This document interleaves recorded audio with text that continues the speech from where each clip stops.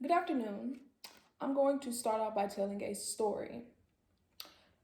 A couple years ago, there was this inmate named Michael, and Michael was initially given a death sentence by the electric chair.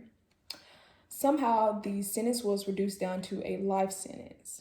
And one day, in his cell, he was sitting on the toilet, handling his business, and the toilet happened to be metal. And while sitting on the toilet, he was trying to fix a pair of headphones and he accidentally bit down into a wire which caused an electric current to electrocute him to death, which is very ironic because that was how he was initially supposed to die to begin with. Today, I'm going to be discussing Alexander Litvinenko's life leading up to his death. Litvinenko was born in 1962 and in Russia. After primary school, he joined the Russian army, and there he became a lieutenant colonel.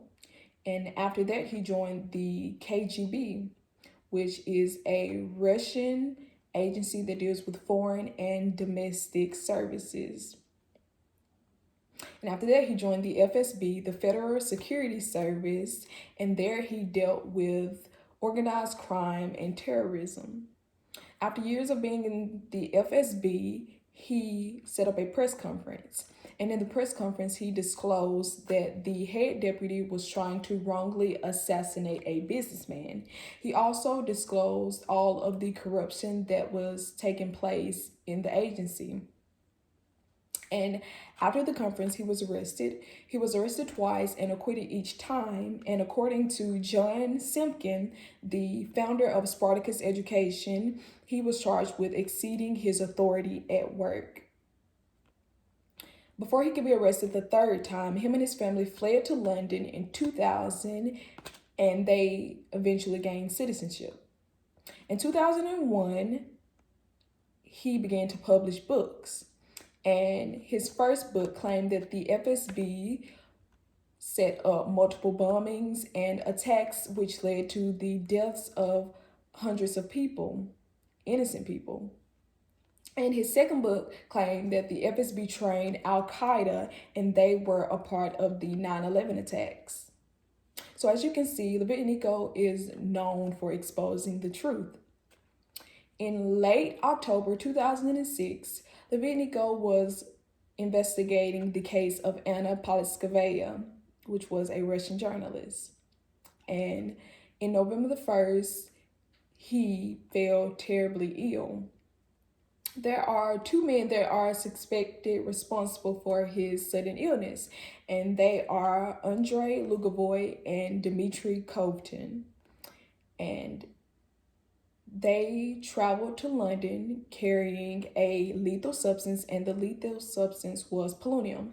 Polonium is a highly radioactive isotope, and with even the smallest amount ingested will lead to death. And so their job was to dispense it to Litvinenko. So they all set up a meeting, and the meeting began with casual talk, and it eventually changed to tea. Lugovoy asked if they would like some tea. So tea was served, and somehow they slipped polonium into Litvinenko's teacup. And this time he did not drink it. However, later that night, he fell sick and began throwing up just from being exposed to the polonium. So they tried for the second time. So they came back days later with some more polonium, and this time Litvinenko, he drank from a silver teapot. And according to Luke Hardings, a author on the Guardian website, Lugovoy and Kovtun did not understand how deadly and how radioactive polonium was because they left traces all over London. And soon after, Litvinenko was rushed to the hospital, and they finally figured out that he was poisoned with polonium. And on his last day, he was On his last day, he he had 3 cardiac arrests, and he was declared dead on November the 23rd, 2006. In conclusion, Litvinenko, he is known as the man who solved his own murder. On his deathbed, he was interviewed, and he explained why he believed he was murdered, why he believed he was poisoned, and who poisoned him.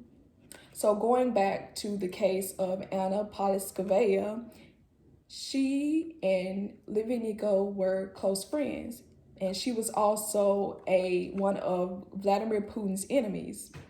And so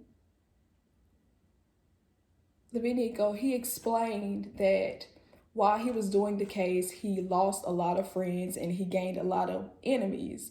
And there were a lot of people after him. So he believed that Vladimir Putin was the reason why he was poisoned. He believed that he was behind it all.